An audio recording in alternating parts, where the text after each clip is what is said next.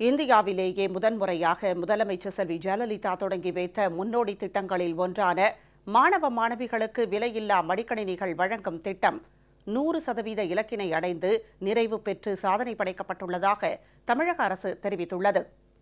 முதலமைச்சர் செல்வி ஜெயலலிதா நாட்டிலேயே முதல் முறையாக மாணவ மாணவிகளுக்கு விலையில்லா மடிக்கணினிகள் வழங்கும் முன்னோடி திட்டத்தை கடந்த 2011ஆம் ஆண்டு தொடங்கி வைத்தார். இந்தியா மட்டுமல்லாமல் உலகளவிலும் கல்வித்துறையினர் மட்டுமல்லாமல் பல்வேறு துறையினராலும் மிகப்பெரிய பாராட்டுதல் பெற்ற இத்திட்டத்தின் செயல்பாடு குறித்து சென்னை தலைமைச் செயலகத்தில் நேற்று ஆய்வுக் கூட்டம் நடைபெற்றது.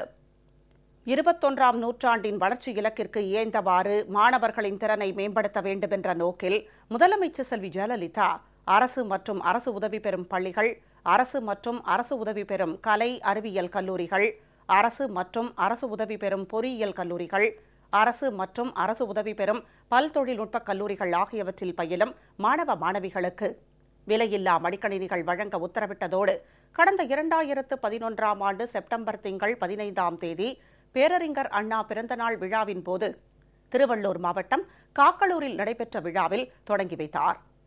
முதலமைச்சரின் ஆணைக்கிணங்க 2011ஆம் ஆண்டு முதல் இத்திட்டத்திற்காக 6456.44 கோடி ரூபாய் நிதி ஒதுக்கீடு செய்யப்பட்டு 31,76,018 மடிக்கணினிகள் மாணவர்களுக்கு வழங்கப்பட்டு 100% இலக்கினை அடைந்து இத்திட்டம் நிறைவு பெற்றுள்ளது என சென்னையில் நேற்று நடைபெற்ற ஆய்வுக் கூட்டத்தில் அமைச்சர் திரு கே.டி. ராஜேந்திர பாலாஜி தெரிவித்தார்.